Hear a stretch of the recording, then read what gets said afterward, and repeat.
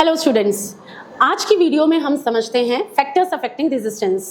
जैसा कि हम जानते हैं रेजिस्टेंस का मतलब होता है रुकावट। वो कौन से ऐसे फैक्टर्स हैं, यानी वो कौन सी वजह है जिसकी कारण हमारे सर्किट के अंदर रेजिस्टेंस बढ़ सकती है या फिर कम हो सकती है। हमारे पास किसी भी सर्किट के अंदर अगर हमें किसी भी रुकावट को बढ़ाना है या कम करना है तो उसके लिए 4 तरीके के फैक्टर्स रिस्पॉन्सिबल है। ये 4 फैक्टर्स कौन से हैं? पहला factor, length of the conductor. Length of the conductor. किसी भी सर्किट के अंदर अगर हमारे कंडक्टर की लेंथ लंबी है, यानी उसकी लंबाई ज्यादा है, तो उसके अंदर रेजिस्टेंस भी ज्यादा होगी, और अगर उसकी लंबाई कम है तो उसके अंदर रेजिस्टेंस भी कम होगी। ये कुछ इस तरीके से होता है।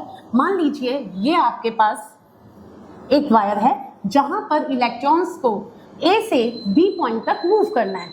साथ ही सेम थिकनेस के साथ हमारे पास एक और वायर है जहां पर इलेक्ट्रॉन्स को ए से बी पॉइंट तक मूव करना है। तो आपको क्या लगता है, अगर इलेक्ट्रॉन को ए से बी तक पहुंचना है तो कौन सी वायर के अंदर हमारे इलेक्ट्रॉन्स पहले पहुंच जाएंगे या फिर जल्दी पहुंच जाएंगे? ऑब्वियसली बी, क्योंकि यहाँ पर पाथ छोटा है।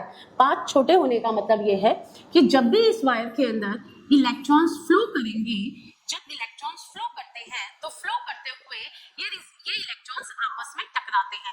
जब जब ये इलेक्ट्रॉन्स आपस में टकराएंगे तब तक इनको एक रुकावट फेस होगी, एक रेजिस्टेंस फेस होगी। अगर हमारे कंडक्टर की लेंथ छोटी है तो मिलने वाली रेजिस्टेंस भी छोटी होगी और ये ए पॉइंट से बी पॉइंट पर जल्दी पहुंच जाएंगे।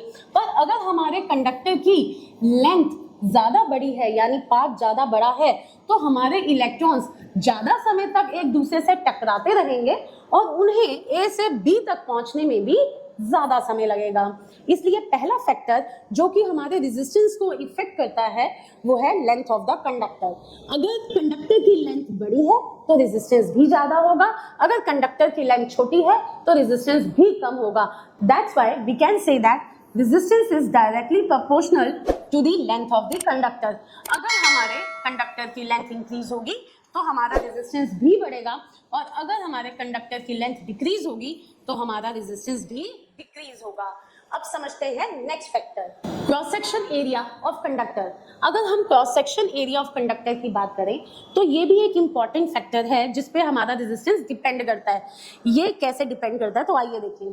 क्रॉस सेक्शन एरिया से हमारा मतलब है किसी भी वायर या कंडक्टर की जब हम बात करें तो वो एरिया जहां पर हमारे इलेक्ट्रॉन्स मूव कर रहे हैं। मान लीजिए हमारे पास अगर ये पेन हाथ में पकड़ा है और हम इसके 2 टुकड़े बीच में से कर देते हैं तो इसका जो अंदर का एरिया कहलाएगा वो हमारा क्रॉस सेक्शन एरिया कहलाएगा। क्रॉस सेक्शन एरिया हम अपने पेन को किसी भी जगह पे स्प्लिट कर दे, ये क्रॉस सेक्शन एरिया हमेशा सेम रहेगा। इसी तरीके से किसी भी वायर के अंदर हम इस वायर को किसी भी पॉइंट पे जाकर स्प्लिट करेंगे तो इसका क्रॉस सेक्शन एरिया हमेशा सेम रहेगा। ये क्रॉस सेक्शन एरिया हम हमेशा सर्कल में कैलकुलेट करेंगे क्योंकि वायर हमेशा हमें सर्कुलर फॉर्म में ही मिलेगी। अब हमारे पास, मैंने आपको बोला कि क्रॉस सेक्शन एरिया कैसे इफेक्ट करेगा। मान लीजिए हमारे पास फिर से 2 वायर्स हैं, एक जो कि थिन वायर है यानी कि जिसका क्रॉस सेक्शन एरिया कम है, और एक थिक वायर जिसका क्रॉस सेक्शन एरिया ज्यादा है।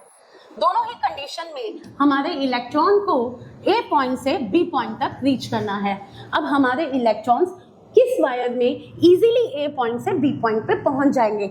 ऑब्वियसली जो हमारी नीचे दी हुई वायर है जिसकी थिकनेस ज्यादा है ये जल्दी पहुंचेंगे क्योंकि इनके पास ज्यादा एरिया है फ्लो होने का। अगर फ्लो होने का एरिया ज्यादा है यानी इलेक्ट्रॉन्स की आपस में टकराहट कम होगी।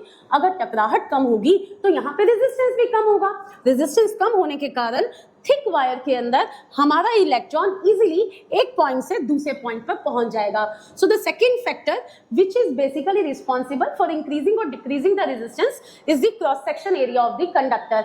हम ये कह सकते हैं कि अगर हमारी वायर थिन है यानी पतली है, नैरो है, तो इस केस में हमारा रेजिस्टेंस ज्यादा होगा, और अगर हमारी वायर थिक है, मोटी है, चौड़ी है, तो इसका मतलब है वहां पे रेजिस्टेंस कम होगा। तो ये कुछ उल्टा चल रहा है, यानी वायर थिन तो रेजिस्टेंस ज्यादा, वायर थिक तो रेजिस्टेंस कम। तो हम कह सकते हैं this resistance is inversely proportional to the area of the cross section. हमारे वायर के एरिया ऑफ क्रॉस सेक्शन के बिल्कुल इनवर्सली प्रोपोर्शनल है। अगर हमारी वायर का एरिया ऑफ क्रॉस सेक्शन कम रहेगा तो रेजिस्टेंस बढ़ जाएगी, और अगर एरिया ऑफ क्रॉस सेक्शन ज्यादा रहेगा तो रेजिस्टेंस कम हो जाएगी। एरिया ऑफ क्रॉस सेक्शन ज्यादा, रेजिस्टेंस कम। अब हम चलते हैं इसके थर्ड फैक्टर पर। हमारा नेक्स्ट फैक्टर है nature and material of conductor. हमारे पास जो अलग अलग तरीके के मटेरियल होते हैं उनके पास अपनी एक प्रॉपर्टी होती है इलेक्ट्रॉन को रेजिस्टेंस प्रोवाइड करने की। यानी कि कुछ मटेरियल ऐसे होते हैं जो इजीली इलेक्ट्रॉन्स को फ्लो करने की कैपेबिलिटी रखते हैं, और कुछ मटेरियल ऐसे होते हैं जिनके अंदर इलेक्ट्रॉन इजीली फ्लो नहीं कर सकता।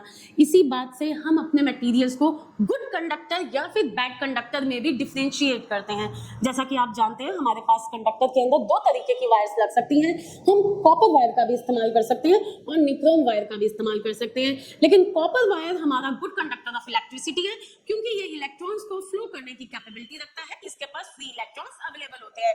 और निक्रोम की बात करें तो निक्रोम वहीं पर एक एलॉय है जहां पर इलेक्ट्रॉन्स को फ्लो करने की कैपेबिलिटी अवेलेबल इसके पास नहीं होती।